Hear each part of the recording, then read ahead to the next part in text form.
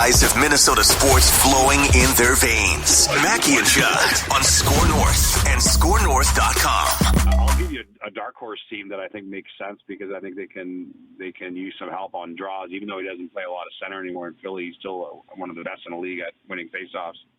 Is the Minnesota Wild, who have come on and I think could really use him. So that's just another team to file away. But he controls the whole process, right? I mean, full no move, has never played for another team. Where's his heart at? Where does his mind at? So him and Pat Brisson are basically going to dictate if and when he ends up somewhere. So juicy. Reckless speculation. So juicy. Yes. Happy Reckless Speculation Thursday to all who celebrate the lifestyle. A little bit of a different show here because we got our guy Doogie sort of on standby. It's Wolves trade deadline day. So if the Wolves make a trade, we're going to do a separate episode with Doogie. And if they don't make a trade, we'll do a separate episode with Doogie just later today. But there's so much bubbling beneath the NHL surface right now. Reckless speculation. Bubbling sounder that just like a sizzler. I miss the sizzler sounder. Don't you? I do. I feel like we that have was to a great, explain that to the audience. A great reckless speculation. What was the Sizzler? I don't know if I remember. So you guys, I don't know if you guys are familiar with the Sizzler restaurant. I know Judd and I are, the audience, but it's, I don't know. It's like is it like fast casual? Is that how you would describe the Sizzler? Yeah, probably. Yeah. Sit down, I guess. Sizzler. And they had a weird, some sort of like internal messaging campaign or something that leaked out on YouTube. Like this is from like 30 years ago. And there was this weird sound effect at the end that said Sizzler. We used to have it in our system, but then somebody, probably rightfully so, deleted it. But we should maybe add that to Reckless Speculation. I think it would go very well with it. Sizzler. It's super creepy. Reckless speculation. Okay, so let's get into some wild stuff here because that trade deadline is also on the horizon. I just want to start by slapping Sean Simpson, TSN Simmer, on Twitter. I want to slap him on the back of the hand because he tweeted yesterday, hearing the Ottawa Senators are interested in Kevin Fiala from Minnesota. That would certainly be a great fit in their top six. He turns 26 in July. He's on a one-year deal at $5.1 million. He's a restricted free agent this summer with only 1 year until UFA status. You would want a long-term deal in place. I just want to tell Simmer here, okay, stop. You stop trying to take the Wild's best players during a stretch run in which the Wild can win a Stanley Cup.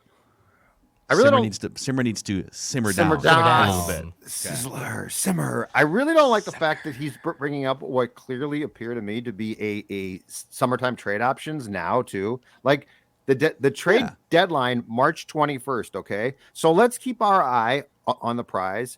And like, you're not going to make some random trade with the Sens for prospects or something right now.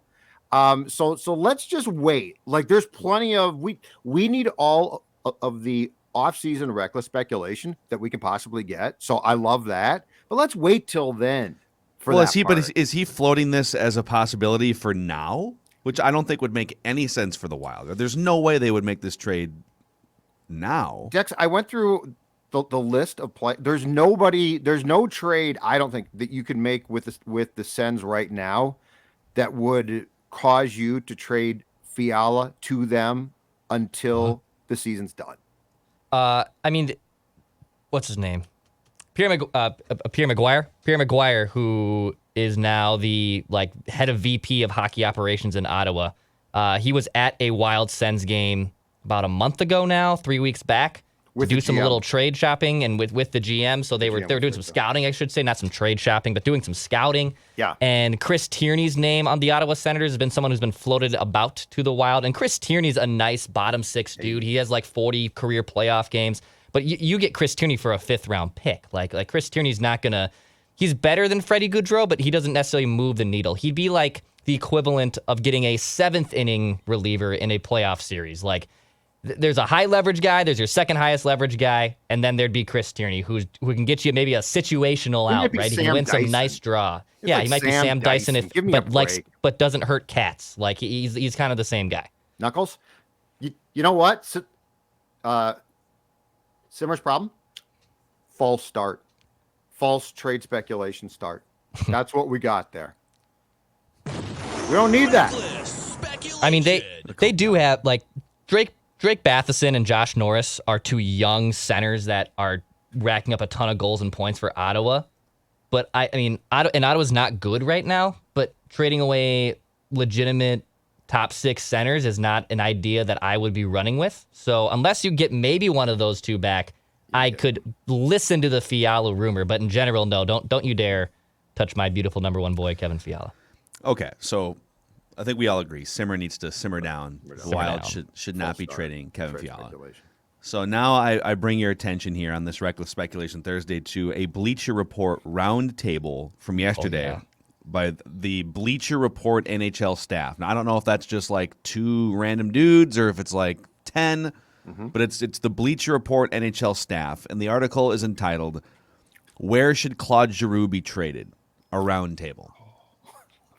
You know, he's in the final year of an 8-year, $66 million contract. Wasn't he, if I remember, didn't they do like 10 years ago, didn't they do like it was leading up to the Winter Classic. They used to do the Hard Knocks thing for HBO or Showtime, whatever it was. And I remember the Flyers, when he was young, he was like probably like 2nd or 3rd year in the league, and he was one of the stars of that show. So he's got a little personality.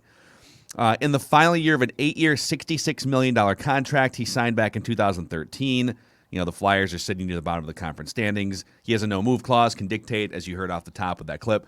But the first team mentioned in this article, it says, "Go Wild. Minnesota should be Giroux's next stop." So what do you guys think the Wild, I'm sure you guys dissect this all the time on Judd's Hockey Show, but like, what do they have to give up? How much of an impact would he make? Is this a final piece to a Stanley Cup puzzle? Is it something beneath that? What are your thoughts? So as Pierre LeBrun said off the top in the clip that Declan played, he has a full no-move clause.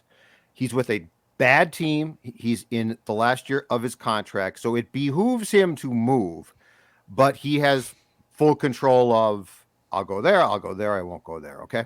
So assuming that he would come here, which, by the way, makes some sense, I think the Wild doesn't have to give up as much as they would for an established center option who's under contract for sure, because this would be a almost certainly play through the playoffs, and then you're probably done here because of the salary cap constraints that the Wild has.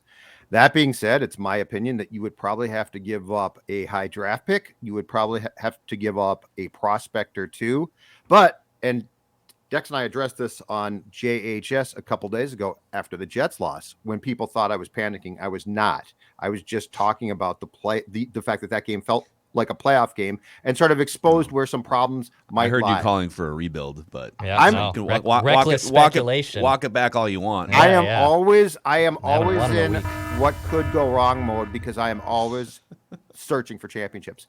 So the thing that we discussed, and Dex has talked about this before quite a bit, I tend to agree in this case. One is the Athletic just rated the Wild farm system 3rd in the entire league, which is damn good. Like Fenton started it, but Billy Guerin's done a great job of building that thing up. And by the way, those rankings went 10 deep, not 5 deep. So that's a deep system. This is a chance where this team feels special. Like they're not perfect, but they got a lot of components.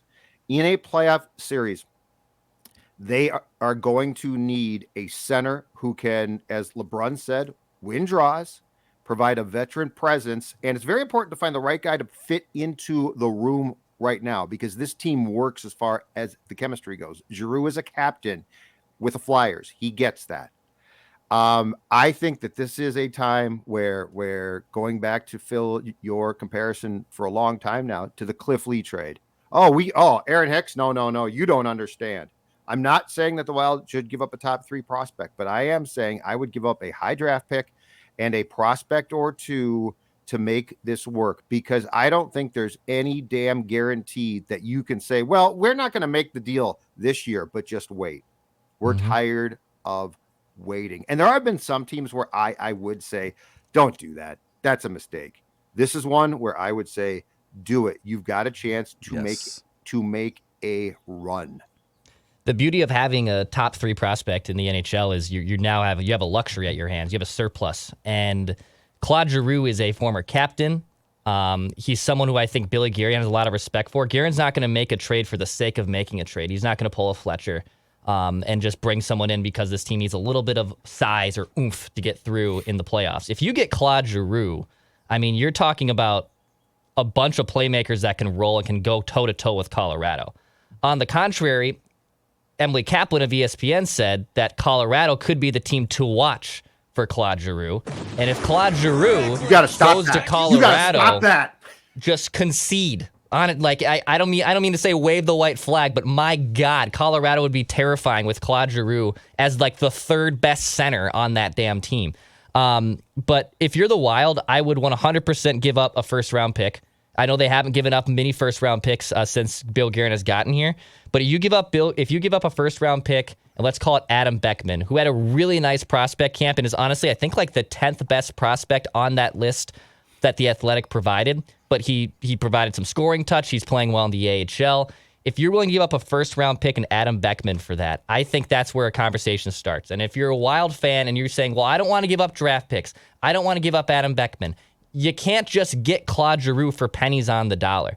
And if you have a chance to acquire one of the best centers in the last 10 years to make you deeper, you have to take that risk. You have to assume and take that risk. So go for it. Make the trade. Plan Make the the parade. trade. Make the trade. Trade. Plan the Plan parade. the parade. Make the trade. Plan the parade. There we go. Here we go. Wrong one. Flag is flying. Yes. Yes. Would you care at all if Giroux was just, like a 3-month rent-a-player? No. Or would you want some Not at all. assurances that he's like 34? I mean, No, he is, and that's fine. No, he'd be a mercenary for the stretch run, right? Yes. Which is what teams in this town don't trade for enough when it's clear that there's something special. I am not looking for Guerin to make a trade where he potentially gets ripped off. I am looking for a trade with a Flyers team that's awful, that's terrible, where it's value for value, but the value that you get is a guy that you can plug in from day one. You have to give yourself a chance, I think, to say, okay, we're good. We got something special here. Do we have a chance against the Avs? Because, I mean, that's the team. And the reality is, I think you got a chance right now, but I mean, I see a lot of problems potentially when the playoffs start and when time and space gets taken away. Claude Giroux, I think, takes you to a place where you feel pretty good. Not saying that you feel like you're going to win for sure, but you're giving this group deserves a chance. And Bill Guerin knows that. This group deserves a chance to contend for a Stanley Cup. And I think a Giroux trade that, yes, is a little pricey, but is not a terrible trade, gives you that opportunity. Let me ask, does this seem like a general manager that's going to hesitate to potentially pull the trigger on, like, oh, I don't know, a first-round pick? Listen, you guys know what this is all about, right? Right? What's it all about? Spurgey? Hard work and having fun. That. This is about winning. Get the flag! What are you doing? Come on! Come on! Flag is out! Flag is flying! Like it seems to me that he's made, think about the moves he's made. He's not afraid to get uncomfortable. Hey, Suter, Parisi, sorry guys, this is going to be uncomfortable, a little bit weird. You guys are gone. Because all we care about is winning. We want the chemistry to be right. I don't think he seems like the type of GM that's going to balk at the price tag. If Giroux is the guy, again, hockey can get really wacky and random in the playoffs, but you're looking to give yourself an extra 5-10% chance, right? An extra body that can help you beat a team like Colorado in one extra game in a 7-game series, right? Like, I don't think he's going to balk at giving up future assets to put money. And by the way, like, you guys talk about this, it becomes harder going forward because you've got dead money on your cap. I mean, this is kind of the year. And he knows that. He knows that. The thing, too, is when you say what he said at the start of camp there to Spurgeon and the entire team, You can't say that and then get gun shy. But I can't do that. Like you are committing. You're telling them, drop the pretense of let's have fun, because that's a bunch of BS, right? This is about winning a Stanley Cup. So if that's going to be what you tell them, you damn well, and Guerin knows this. He's won 4 cups, and I think has the intestinal fortitude to do this. You got to come back then, and when it's time for you to deliver as the GM, you got to deliver. So like that's a two-way street, the credibility there. So yeah, I really think too that if you get a guy like Giroux and plug him into your top 2 lines, you are now giving yourself playoff wise some ability to where if the Kaprizov line gets slowed, the Fiala line can take it. If the Fiala Boldy line gets slowed a little bit, the Zuccarello, Kaprizov, Hartman line can take it. There's no Pominville. No. There's no Pominville. There's no Parisi. There's no Suter.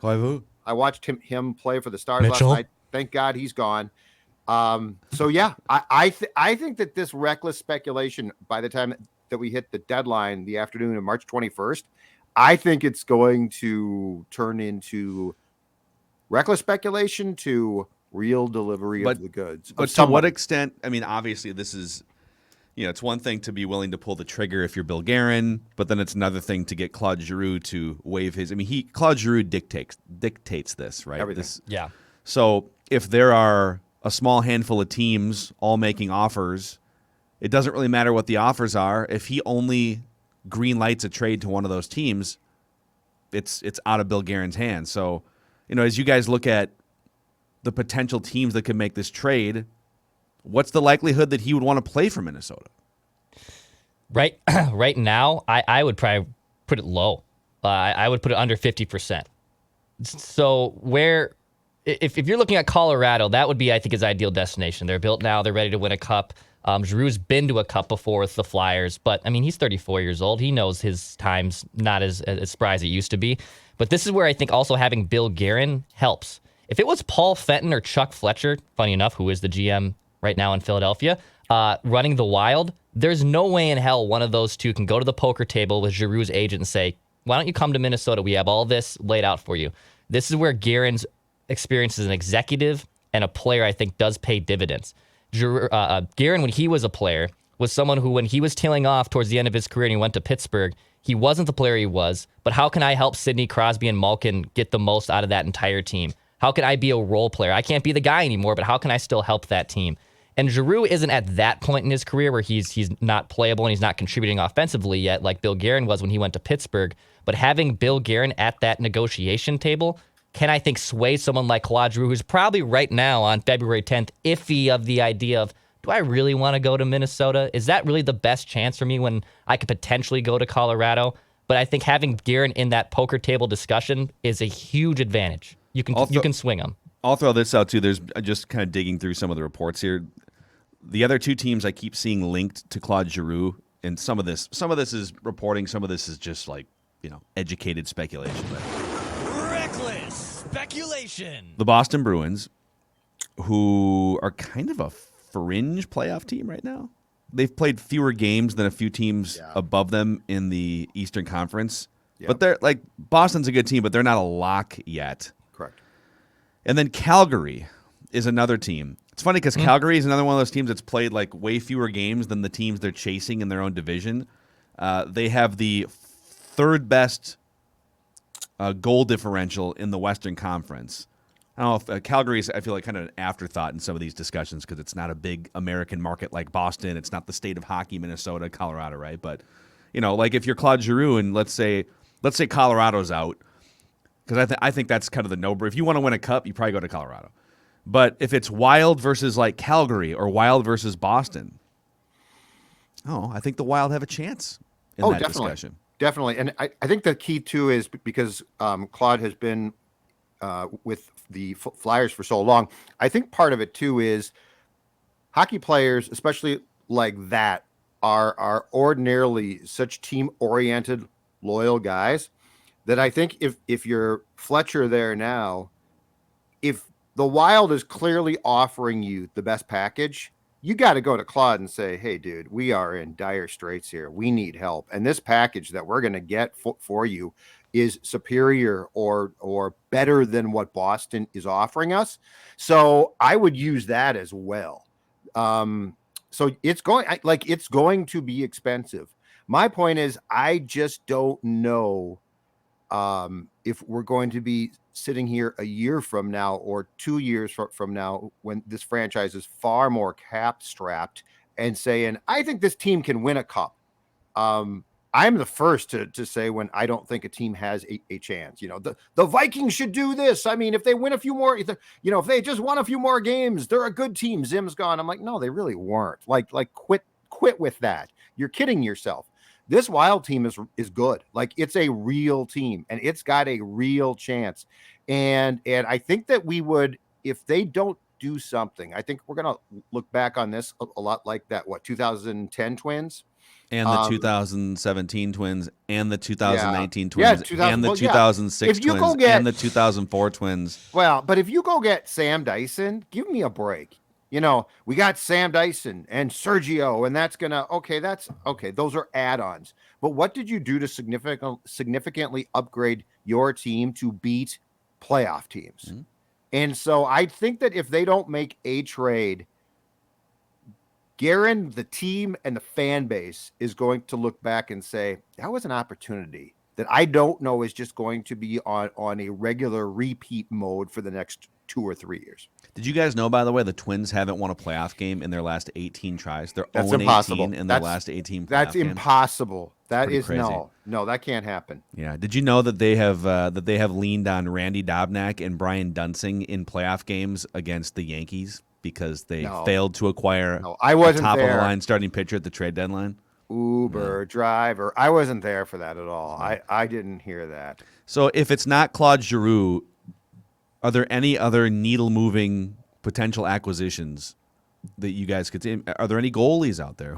If I feel like Claude Giroux seems like the most. First of all, it would be a blast, but it just seems like a perfect fit of veteran experience. Kraken have to have some guys, huh?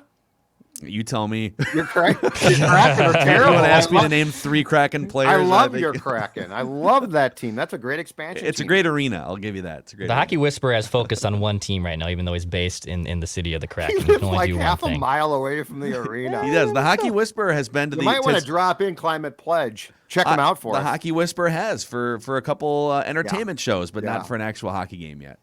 That's happening at some point. Dex. The tickets were wildly expensive early in the season, and now the Hockey Whisperer, it's more than the Hockey Whisperer's budget. Mm-hmm. Another guy, JT Miller is a name from Vancouver that's been also bandied about to the Wild. The problem with JT, not from the player standpoint, is his contract is he's under a very affordable deal. He's only making like $5.5 million, I believe, through next season. So on paper, that's great. But then also he's not going to come cheap either. He's 27 years old.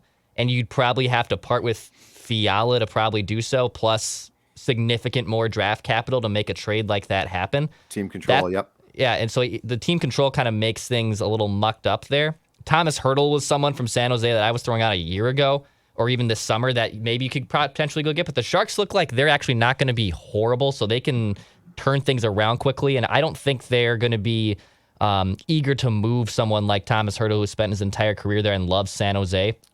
The interesting part about Claude Giroux, too, that we don't weigh in, and any player who you acquire, is hockey is one of those sports where if you're bought into the culture and you're bought into the team, you'll take less money because you like the direction of the team where it's going.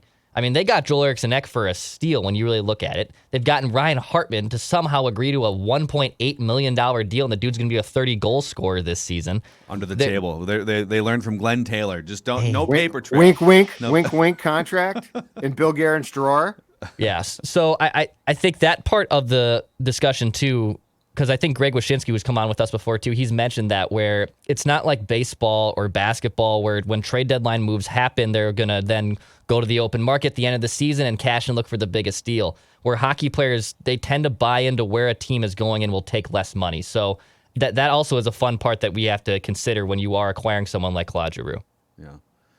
This is so much fun this My time. point of is, year. though, It's a blast, man. I don't care. He can walk. I really don't care. Yeah, I don't care. I want the Wild to give themselves the best possible shot. All right, are we all committed then on this show? Because I what I hear a lot with the Twins discussions as we fight over the year. We've talked Twins like once since the trade deadline last year, and I don't know when the next time is that we're going to talk Twins. But One too many times. when we used to talk Twins and take pride in talking Twins, Yep.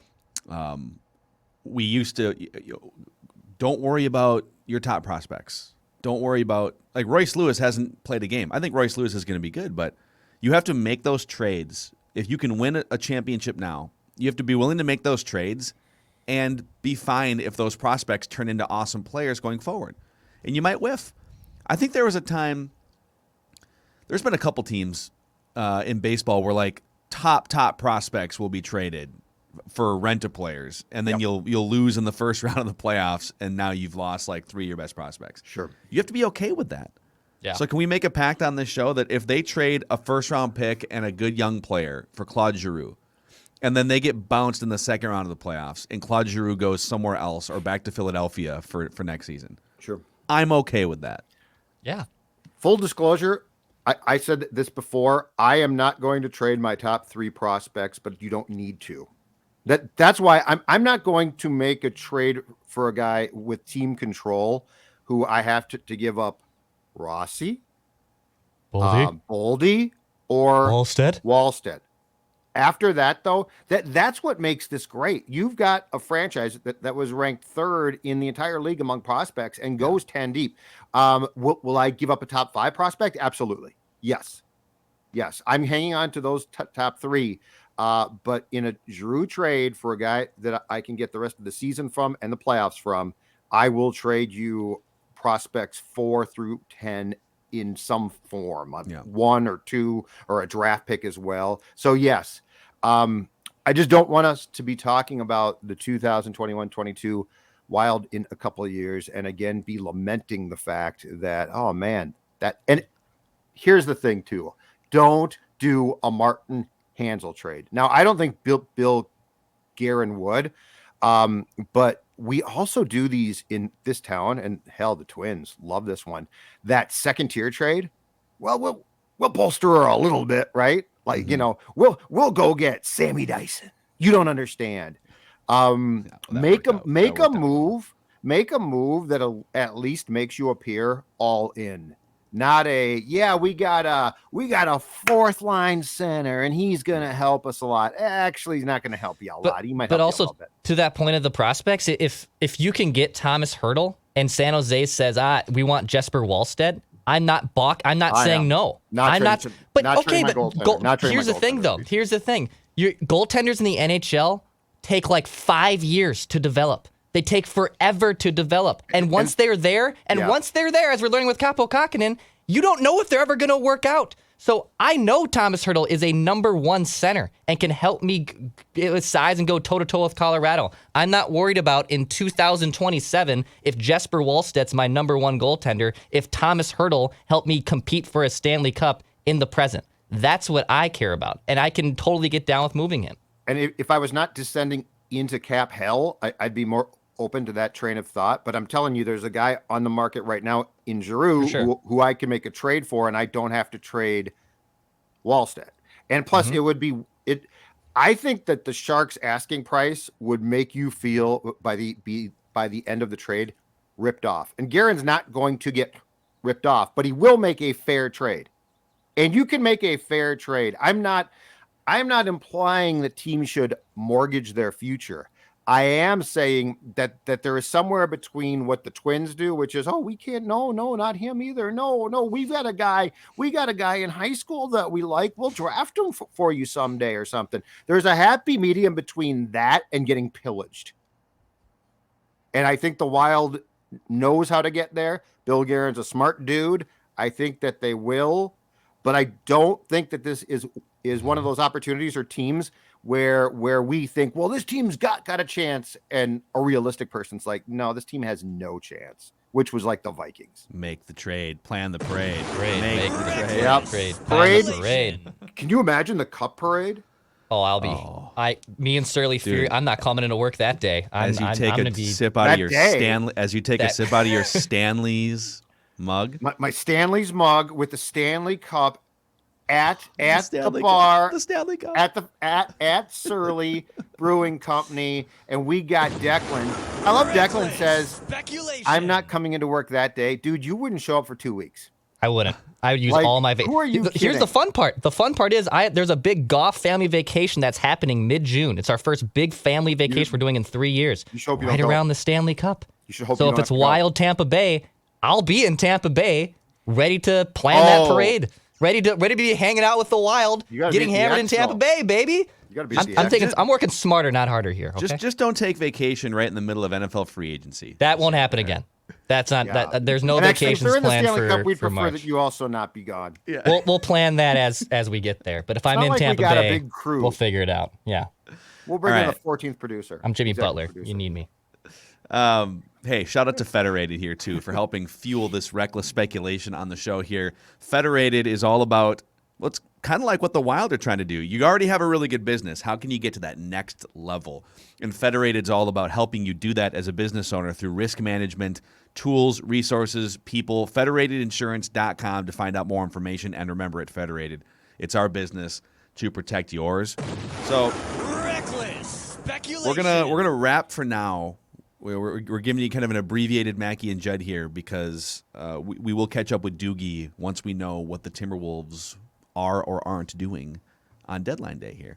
Got James Harden floating stuff to Woj today. It's a glorious day in the NBA. The Woj camp has stuff coming in from Harden, and the Windy camp has it from Harden or someone else, and it's totally different. Yeah, well, see how it plays out. ESPN on ESPN Crime, like they have totally different messages. Like what the hell's going on here? You never know. Reckless speculation. It's a Oh, lifestyle. and last thing, screw baseball. Manfred's going to talk today. Who cares? He's talking now. Okay, talking now. screw baseball. He's a moron. That's all I got for you. Have fun with boxing and horse racing. All right. We'll be back with some more reckless speculation at some point. Thanks for hanging.